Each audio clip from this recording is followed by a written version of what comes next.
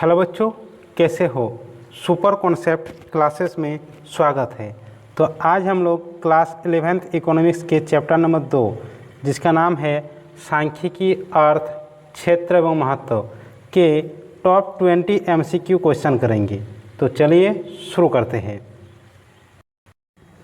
तो first number question यानी 1 number प्रश्न है कि सांख्यिकी का जन्मदाता है। सांख्यिकी का जन्मदाता कौन है। इस प्रश्न को इस तरह से भी बोल सकते हैं कि सांख्यिकी का पिता किसे कहा जाता है। 4 ऑप्शन दिया हुआ है, 4 ऑप्शन में से एक ऑप्शन सही होगा। तो चलिए, ऑप्शन ए है मार्शल, ऑप्शन बी है बायोल, ऑप्शन सी है गॉटफ्राइड ऑकेनवाल और ऑप्शन डी है इनमें से कोई नहीं। तो सांख्यिकी का जन्मदाता किसे कहा जाता है। सांख्यिकी का जन्मदाता कहा जाता है गॉटफ्राइड ऑकेनवाल, यानी इसका आंसर हो जाएगा ऑप्शन नंबर सी। चलिए अब अगला प्रश्न देखते हैं। अगला प्रश्न 2 नंबर है कि सांख्यिकी का प्रयोग किया जाता है।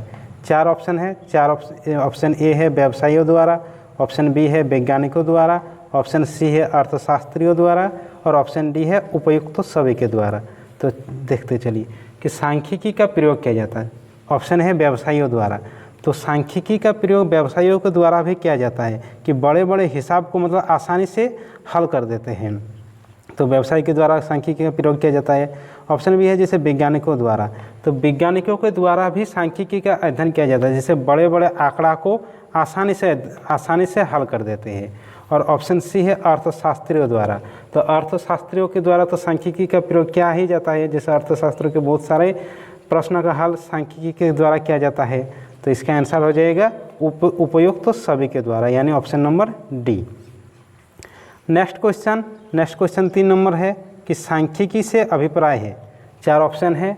ऑप्शन ए है समंक यानी डाटा, ऑप्शन बी है सांख्यिकीय विधियाँ, ऑप्शन सी है दोनों और ऑप्शन डी है इनमें से कोई नहीं। तो चलिए देखते हैं कि सांख्यिकी से अभिप्राय यानी सांख्यिकी का अर्थ क्या है। तो सांख्यिकी का अर्थ यानी डाटा यानी आंकड़ा बोलते हैं जो कि समंक है, और सांख्यिकीय विधियाँ भी बोलते हैं यानी दोनों हो जाएगा। तो यानी इसका आंसर हो जाएगा ऑप्शन नंबर सी। चलिए अब अगला प्रश्न देखते हैं। अगला प्रश्न 4 नंबर है कि सारणी के प्रारूप है। सारणी के प्रारूप क्या है। ऑप्शन ए है सारणी संख्या, ऑप्शन बी है शीर्षक, ऑप्शन सी है मुख्य टिप्पणी और ऑप्शन डी है इनमें से सभी। तो सारणी के प्रारूप कि सभी को बोला जाता है। टेबल नंबर को भी बोला जाता है, टाइटल को, हेड नोट, यानी इनमें से सभी। तो इसका आंसर हो जाएगा ऑप्शन नंबर डी। चलिए अब अगला प्रश्न देखते हैं। प्रश्न संख्या 5 नंबर कि सांख्यिकीय शब्दों का प्रयोग किया जाता है। 4 ऑप्शन है। एक वचन में, ऑप्शन बी है बहुवचन में, ऑप्शन सी है दोनों में, ऑप्शन डी है इनमें से कोई नहीं। तो सांख्यिकीय शब्दों का प्रयोग किया जाता है एक वचन और बहुवचन दोनों रूप में प्रयोग किया जाता है, यानी दोनों में। तो यानी इसका आंसर हो जाएगा ऑप्शन नंबर सी। अब अगला प्रश्न देखते हैं। अगला प्रश्न 6 नंबर है, क्या सत्य है। 4 ऑप्शन दिया हुआ है। ऑप्शन ए है सभी सांख्यिकी आंकड़े हैं, ऑप्शन बी है सभी आंकड़े सांख्यिकीय है, ऑप्शन सी है उपयुक्त दोनों सत्य, ऑप्शन डी है उपयुक्त सभी असत्य। तो सभी आंकड़ा को हम लोग सांख्यिकी नहीं बोल सकते, लेकिन सभी सांख्यिकी को हम आंकड़ा बोल सकते हैं, क्योंकि आंकड़ों का समूह सांख्यिकी होता है। यानी सभी सांख्यिकी को हम आंकड़ा बोल सकते हैं, यानी इसका आंसर हो जाएगा ऑप्शन नंबर ए। अब अगला प्रश्न 7 नंबर देखते हैं। 7 नंबर प्रश्न है कि सांख्यिकी क्षेत्र में सम्मिलित है। 4 ऑप्शन है। ऑप्शन ए है सांख्यिकी की विषय सामग्री, ऑप्शन बी है सांख्यिकी का स्वभाव, ऑप्शन सी है सांख्यिकी की सीमाएं और ऑप्शन डी है उपयुक्त सभी। तो सांख्यिकी क्षेत्र में सम्मिलित है, सांख्यिकी की विषय सामग्री भी सम्मिलित है, सांख्यिकी का स्वभाव भी सम्मिलित है और सांख्यिकी की सीमाएं भी सम्मिलित है, यानी इसका आंसर हो जाएगा ऑप्शन नंबर डी उपयुक्त सभी। अगला प्रश्न देखते हैं कि 8 नंबर कि सांख्यिकी कला एवं विज्ञान दोनों है, किसने कहा है। 4 ऑप्शन दिया हुआ है। ऑप्शन ए है टिप्पेट, ऑप्शन बी है बाउले, ऑप्शन सी है फिशर और ऑप्शन डी है एजरबेड। तो सांख्यिकी कला एवं विज्ञान दोनों है, किसने कहा है। टिप्पेट ने, यानी ऑप्शन टिप्पेट ने कहा, यानी ऑप्शन नंबर ए सही हो जाएगा। अगला प्रश्न 9 नंबर देखते हैं कि एक वचन रूप में सांख्यिकी की प्रथम अवस्था क्या है। 4 ऑप्शन दिया हुआ है। ऑप्शन ए आंकड़ों का एकत्रीकरण, ऑप्शन बी है आंकड़ों का व्यवस्थीकरण, ऑप्शन सी है आंकड़ों का सारणीयन और ऑप्शन डी है आंकड़ों का विश्लेषण। तो चलिए इसको समझाते हैं। प्रश्न है कि एक वचन रूप में सांख्यिकी का प्रथम अवस्था। तो एक वचन रूप में सांख्यिकी की 5 स्टेज होता है। फर्स्ट स्टेज होता है हम लोगों का आंकड़ों का एकत्रीकरण।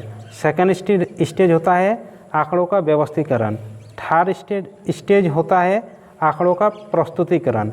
4 स्टेज होता है आंकड़ों का विश्लेषण और 5 स्टेज होते हैं आंकड़ों का निर्वचन। तो इसमें प्रश्न क्या बोला है कि एक वचन रूप में सांख्यिकी की प्रथम अवस्था है। तो एक वचन रूप में सांख्यिकी की प्रथम अवस्था क्या है? आंकड़ों का एकत्रीकरण, यानी ऑप्शन नंबर ए सही हो जाएगा। आंकड़ों का व्यवस्थीकरण सेकंड स्टेज है और आंकड़ों का विश्लेषण 4th स्टेज है और आंकड़े का सारणीयन कुछ नहीं होता है, यानी इसका आंसर हो जाएगा ऑप्शन नंबर ए। चलिए अब अगला प्रश्न देखते हैं। अगला प्रश्न 10 नंबर है। सांख्यिकी से आशय है, मतलब सांख्यिकी का अर्थ क्या है? आशय यानी 4 ऑप्शन है। केवल समांक, केवल सांख्यिकीय विधियाँ, उपयुक्त दोनों, उपयुक्तों में से कोई नहीं। तो सांख्यिकी का अर्थ समग्र डाटा भी होता है और सांख्यिकीय विधियाँ भी होता है, यानी उपयुक्त दोनों हो जाएगा इसके आंसर। तो ऑप्शन नंबर सी इसका सही आंसर होगा। अगला प्रश्न 11 नंबर है। 11 नंबर प्रश्न है, सांख्यिकी गणना का विज्ञान है, किसका कथन है? 4 ऑप्शन दिया हुआ है। ऑप्शन ए है A.L. बाउले, ऑप्शन बी है किंग, ऑप्शन सी है मार्शल, ऑप्शन डी है हॉरेस सेक्राइस्ट। तो सांख्यिकी गणना का विज्ञान है, ये बात किसने कहा है? A.L. बाउले, यानी इसका आंसर हो जाएगा ऑप्शन नंबर ए। चलिए अब अगला प्रश्न 12 नंबर करते हैं। सांख्यिकी क्या कार्य है? 4 ऑप्शन दिया हुआ है। 4 ऑप्शन में से ए ऑप्शन है जटिलता को सरल बनाते हैं, ऑप्शन बी है समग्र तथ्यों के समूह, ऑप्शन सी है समंकों से अभिव्यक्ति, ऑप्शन डी है उचित स्तर की परिशुद्धता। तो सांख्यिकी क्या करता है? बड़े बड़े हिसाब को आसानी से बना देते हैं, जैसे कि हम अभी बताइए। तो यानी सांख्यिकी जटिलता को सरल बनाते हैं, यानी इसका आंसर हो जाएगा ऑप्शन नंबर ए। अगला प्रश्न देखते हैं। अगला प्रश्न 13 नंबर यानी 13 नंबर। सांख्यिकी है, मतलब सांख्यिकी क्या है? ऑप्शन ए है केवल कला है, ऑप्शन बी केवल विज्ञान है, ऑप्शन सी विज्ञान एवं कला दोनों है, ऑप्शन डी ना विज्ञान है ना ही कला है। तो चलिए देखते हैं सांख्यिकी क्या है। तो सांख्यिकी को हम लोग कला भी बोल सकते हैं और विज्ञान भी बोल सकते हैं, यानी सांख्यिकी कला है, विज्ञान है, विज्ञान एवं कला दोनों है, यानी इसका आंसर हो जाएगा ऑप्शन नंबर सी। चलिए अब अगला प्रश्न देखते हैं। Next question 14 number. एक वचन रूप में सांख्यिकी की तृतीय अवस्था है। तो स्टेज आ गया फिर से। स्टेज तो अभी हम समझाए कि फर्स्ट स्टेज में आंकड़ों का एकत्रीकरण, सेकंड स्टेज में आंकड़ों का व्यवस्थीकरण, थर्ड स्टेज में आंकड़ों का प्रस्तुतिकरण, 4th स्टेज में आंकड़ों का विश्लेषण और 5 स्टेज में आंकड़ों का निर्वचन। तो इसमें क्या पूछा गया कि सांख्यिकी की तृतीय अवस्था है। तो तृतीय अवस्था क्या होता है? तृतीय यानी थर्ड स्टेज आंकड़ों का प्रस्तुतिकरण। तो आंकड़ों का प्रस्तुतिकरण यानी ऑप्शन नंबर ए इसका सही आंसर हो जाएगा। अगला प्रश्न 15 नंबर कि किस रूप में सांख्यिकी परिमाणात्मक होती है? और 4 ऑप्शन दिया है। ऑप्शन ए है एक वचन रूप में, ऑप्शन बी है बहुवचन रूप में, ऑप्शन सी है दोनों रूप में, ऑप्शन डी है इनमें से कोई नहीं। तो किस रूप में सांख्यिकी परिमाणात्मक होती है? तो बहुवचन रूप में, यानी इसका आंसर हो जाएगा ऑप्शन नंबर बी। अब अगला प्रश्न 16 नंबर देखते हैं कि सांख्यिकी डैश विज्ञान है। 4 ऑप्शन दिया हुआ है।